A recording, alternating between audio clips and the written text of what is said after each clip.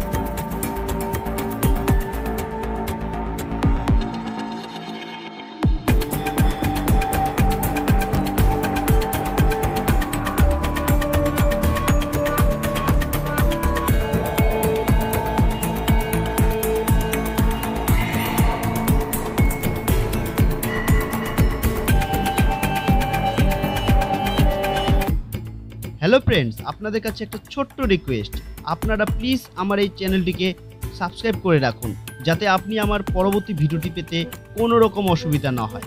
আর হ্যাঁ, আপনারা অবশ্যই জানান আপনি কোন বিধানসভার অন্তর্গত এবং কোন দলকে সাপোর্ট করেন, জানান আমার কমেন্ট বক্সে।